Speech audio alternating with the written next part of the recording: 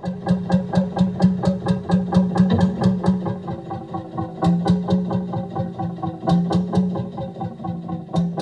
my name is Andy Tidy and welcome back to another edition of Canal Hunter. If you are a first time visitor to this channel, you are very welcome, and I hope that you enjoy my canal based videos as much as I enjoy making them. If you do like them, why not press subscribe and notify? That way you'll know when new videos are released. Well, if you've been following this season of Canal Hunter, you'll know that we've been tracking down the two backdoor routes into the Birmingham Canal navigations, which just happen to comprise the two halves of the restoration projects being undertaken by the Lichfield and Huddlesford Canal Restoration Trust. Currently, we are flying down the 6-mile length of the Ogley Lock section of the Worley-Nessington Canal, better known these days as the Lichfield Canal, and we're showing where the canal used to go and using the archive photos illustrating what it used to look like. Well, I've now reached the Lichfield area, and I think this video episode really ought to be called the Lichfield Canal Past and Present, because when it's restored, the new canal will follow elements of the old route, but it also will contain an awful lot of new. In fact, the old routes and the new routes are so different that I'm going to fly both so that you can compare them. This episode, if you like, is a twofer, and for those of you who are not in the UK, that means two for the price of one. Well, we ended the last episode over the railway tracks, which runs next to the Birmingham Road near the Sandhills pumping station. But to start this episode, I'm going to backtrack to Barracop and take a run down the new side alongside Falkland Road, over the Birmingham Road, across the railway line, and then onto the new canal bed alongside the bypass, dug as part of the new housing estate which has been built immediately to the south. And then the old and the new merge back together as we make our way under London Road and then down to the locks on Tamworth Road. Now, I'm sure there's going to be questions about why this diversion is really necessary. But put simply, the scale of redevelopment on the old line is such that restoration is quite impossible. Going to a whole estate of homeowners and ask them to let their houses be knocked down so that a few boats can get past would be, well, let's say, a big ask. So if you can't go through it, the alternatives are to go around it, to go under it, or to go over it. And the restoration team are doing a bit of all three on this canal. Whatever it takes, really.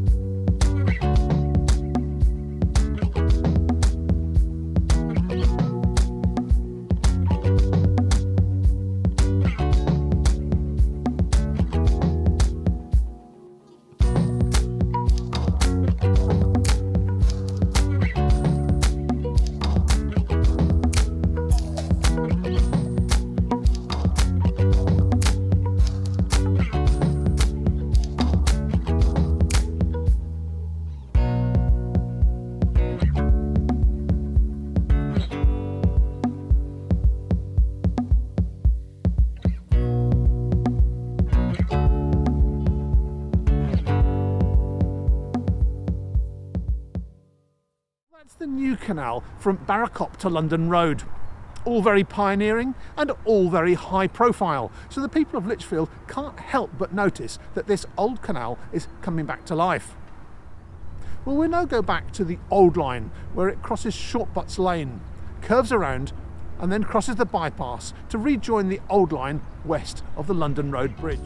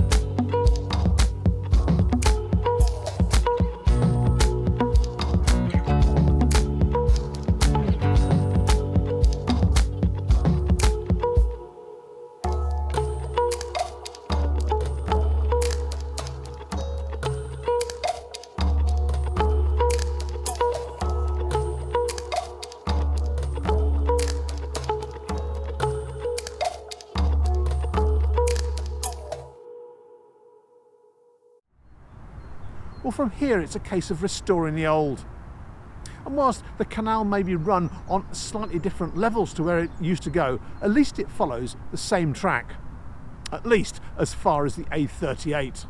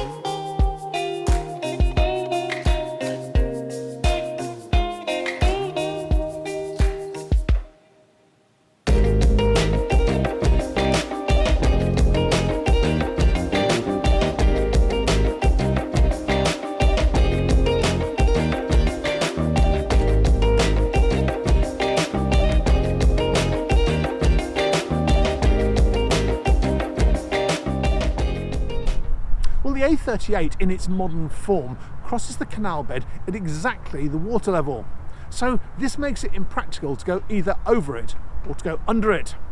So in those classic words of the Buffalo Girls, the only option is to go round the outside, round the outside, round the outside. The Buffalo Girls go round the outside, round the outside, round the outside. Buffalo Girls go round the outside all day long. Sorry about that, my apologies. Normal transmission will be resumed. And at the A38, the new line will deviate from the old. It'll take a sharp left. It'll drop through a pair of staircase locks which have already been profiled into a local park, and it will get enough headroom to get underneath the pesky A38. After which it will cross across the meadows to rejoin the old line of the canal near Darnford Lane.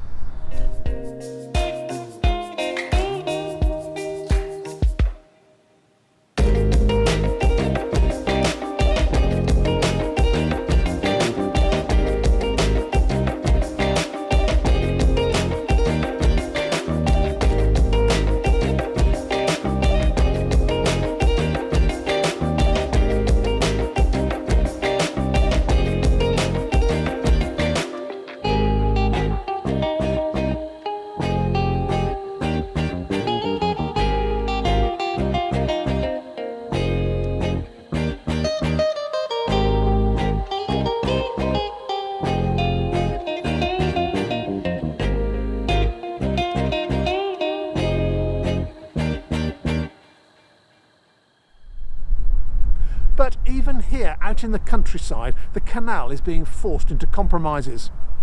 Because we can't reinstate the old humpback bridge on Darnford Lane, the lowered canal bed is going to snake across the golf course and then rejoin the old line just below Lock 28. And then again, for a while, it will run in its old channel as far as Lock 30. And if you think the restorers haven't had to put up with enough hassle, there is one last twist. Just when we thought that we were home and dry, along comes HS2, and they come slap bang across the project.